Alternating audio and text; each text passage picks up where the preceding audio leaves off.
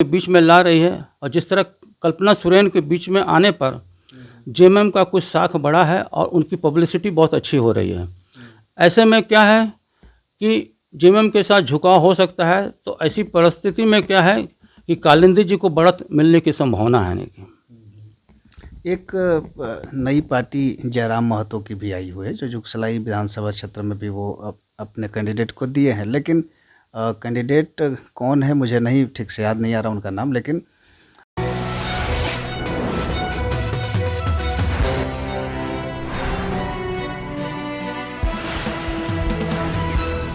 समीकरण अब तक रही है वो मैं बता दूं कि इससे पहले जेएमएम के विधायक रहे हुए हैं मंगल कालिंदी, और उनके रहते चूँकि जेएमएम की सरकार रही है और वहाँ रहे हैं, लेकिन जुगसलाई में और भी प्रत्याशी जो हैं उसमें आजसू के हैं रामचंद्र सहीस, और भी निर्दलीय प्रत्याशी हैं। तो इन तमाम जगहों पे क्या स्थिति रहेगी, किस तरह की सिचुएशन बनेगी, इस पर हम चर्चा करेंगे। चूँकि जुगसलाई विधानसभा आपका क्षेत्र आता है, जी हाँ, जी हाँ। तो यहाँ किस तरह के माहौल है और कौन आगे दिख रहा है? देखिए, जुगसलाई क्षेत्र विधानसभा क्षेत्र की बात करें तो विधानसभा क्षेत्र जो है ना, यानी दो भागों में बटा हुआ, एक शहरी भाग में है, दूसरा ग्रामीण भाग में है। तो चूँकि यहाँ का वर्तमान विधायक जो है हमारा श्री मंगल कालिंदी जी है, अपने विधायकी काल में उन्होंने अपने स्तर से काफ़ी प्रयास भी किया है क्षेत्र में काम करने का, और इसके साथ ही जो है वर्तमान में जो है क्षेत्र में बने हुए हैं और काफ़ी प्रयास में वो लगे हुए हैं अपनी जीत को सुनिश्चित करने के लिए। उसके बावजूद भी चूँकि अभी जो है आजसू से हमारा जो है रामचंद्र सहीस जो पूर्व यहाँ विधायक रहे हैं, वो भी चुनावी मैदान पर हैं। तो ऐसे में क्या है कि इन दोनों के बीच में भी तकरार काफ़ी ज़ोरदार का है, क्योंकि काम तो विधायकी रूप से उन्होंने जो है ना बहुत अच्छा काम किया है, लेकिन कुछ क्षेत्र उनके जो है ना, जो ग्रामीण क्षेत्र हैं उनके बहुत से सारे छूट गए हैं, जिनसे मंगल कालिंदी जी से कुछ लोग नाराज़ भी हैं। तो इसका नाराज़गी का कुछ उसको नुकसान हो सकता है, परंतु फिर भी जो है जेएमएम की जो स्थिति है वर्तमान में जो है, क्योंकि इस बीच जो है मुख्यमंत्री जो बीच में जेल चले गए, जेल चले जाने के बाद उसके तुरंत पश्चात जो इस बीच में जो है ना, उनकी पत्नी जो है आपका कल्पना सोरेन जी, वो मुखर होकर के जो राजनीतिक में आई और एक दमदार तरीके से अपनी उपस्थिति को दर्ज कराया है। तो उन लोगों ने जो जिस तरह से काम किया है और अपने को जो लोगों को नज़दीक किया है, अपने करीब लाया है, उससे जेएमएम की साख थोड़ा सा बड़ी है। तो ऐसी परिस्थिति में जेएमएम का जो है ना थोड़ा सा मजबूत होता दिखाई पड़ रहा है। तो जहाँ तक मेरा अपना ख्याल है कि टक्कर तो दोनों का है, यहाँ भी बहुत कम मार्जिन से जो भी जीत और हार का जन सुनिश्चित होगा। आने की एक और प्रत्याशी है जुगल किशोर मुखी, जो कि जेएमएम के ही कार्यकर्ता रहे हुए हैं, मंगल कालिंदी के साथ भी उन्होंने काम किया है, लेकिन ऐसी सिचुएशन बनी है कि वो निर्दलीय चुनाव लड़ रहे हैं। तो क्या लगता है कि जो जेएमएम के कोर वोटर हैं वो जुगल किशोर मुखी के आने से वो वोट बटेगा? देखिए, चूँकि जुगल किशोर मुखी जो हैं वो निर्दलीय प्रत्याशी के रूप में जुगसलाई विधानसभा से हैं, बिल्कुल वो राजनीतिक में पुराने हैं, लेकिन स्वतंत्र रूप से जो है निर्दलीय चुनाव लड़ने के कारण उनके साथ कोई संगठन नहीं है और अकेला वो चुनाव लड़ रहे हैं। उस तरह अगर देखा जाए प्रत्याशी तो वो अच्छा ही व्यक्ति है, इसमें दो राय नहीं है, परंतु उनके साथ एक बड़ी टीम नहीं है। क्षेत्र उनका उनका जो ग्रामीण क्षेत्र है वहाँ उनकी अच्छी पकड़ मानी जाती है। यानी कि और ऐसी परिस्थिति में संभवतः जेएमएम का कुछ वोट काट सकता है, इसमें दो राय नहीं है। लेकिन फिर भी जहाँ तक जो है जो बात उभर आ रही है कि जैसे मैंने पहले भी कहा कि जेएमएम जिस तरह से अपना वर्कआउट कर रही है, अपना प्रचार प्रसार कर रही है अपनी योजनाओं को लोगों के बीच में ला रही है, और जिस तरह कल्पना सोरेन के बीच में आने पर जेएमएम का कुछ साख बढ़ा है और उनकी पब्लिसिटी बहुत अच्छी हो रही है। ऐसे में क्या है कि जेएमएम के साथ झुकाव हो सकता है, तो ऐसी परिस्थिति में क्या है कि कालिंदी जी को बढ़त मिलने की संभावना है। नहीं एक नई पार्टी जयराम महतो की भी आई हुई है, जो जुगसलाई विधानसभा क्षेत्र में भी वो अपने कैंडिडेट को दिए हैं, लेकिन कैंडिडेट कौन है मुझे नहीं ठीक से याद नहीं आ रहा उनका नाम, लेकिन ये पता है कि उनके भी कैंडिडेट यहाँ चुनाव लड़ रहे हैं। तो क्या लगता है कि वो किसको डैमेज कर पाएंगे, या फिर वो लड़ाई में है भी या नहीं? देखिए, अभी तक जयराम जी जो है, जयराम महतो जी, उन्होंने एक नई पार्टी बनाई है।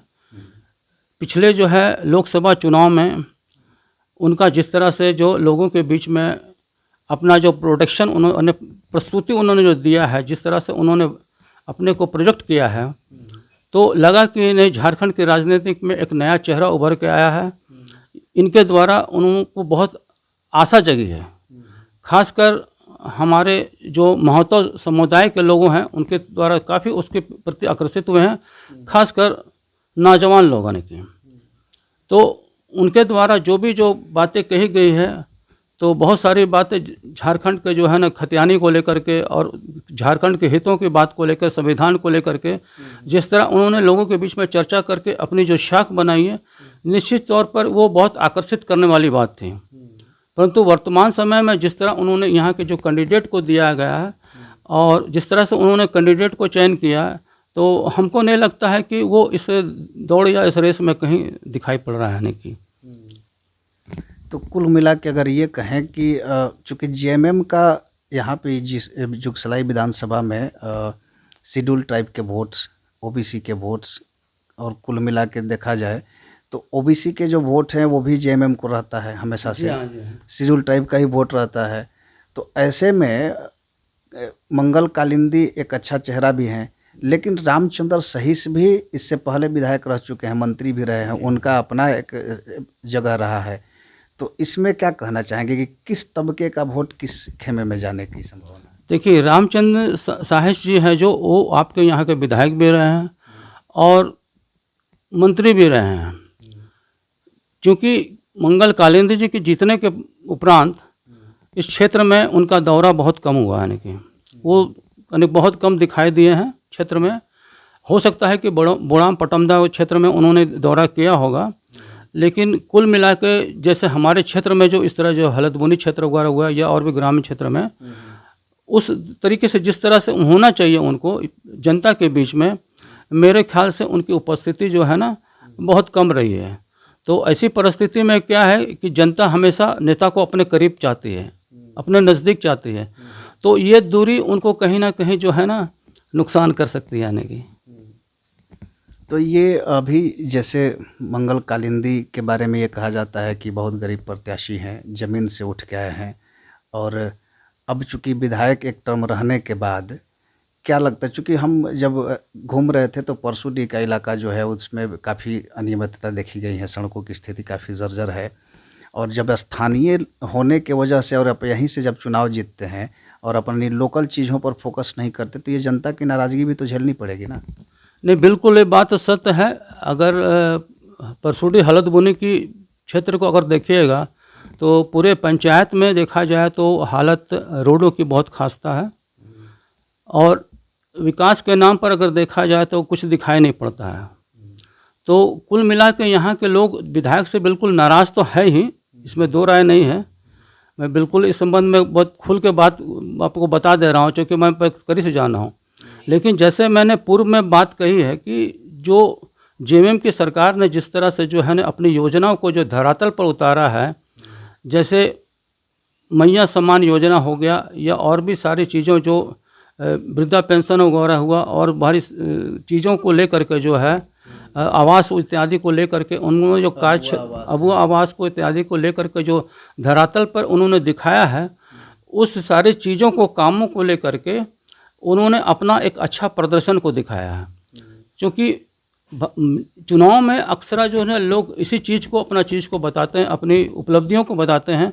तो अगर अपने कार्यकाल में उनके द्वारा जो किया गया ये जो सभी कार्यक्रम जो है कुछ नज़र आते हैं क्षेत्र में।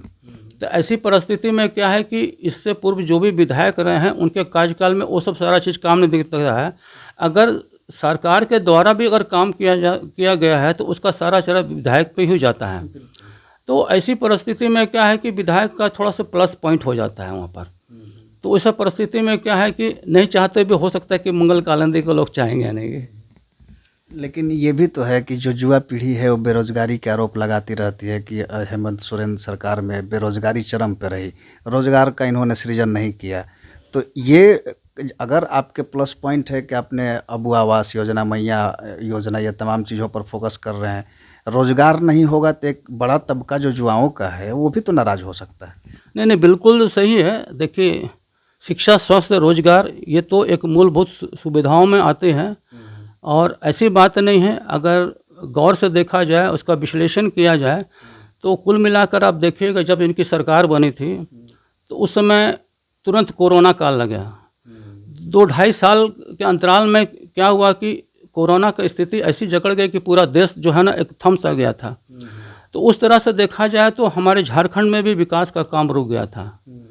और ऐसी परिस्थिति में अगर जो बाकी समय उनको सरकार को अगर मिली है, कम समय में भी अगर उन्होंने कुछ उपलब्धियां अगर गिनवाई हैं, अगर दिखाई हैं, तो निश्चित तौर पर देखा जाएगा कि और सब सरकार की अपेक्षा इन्होंने कुछ काम किया है, ऐसा दिखता है।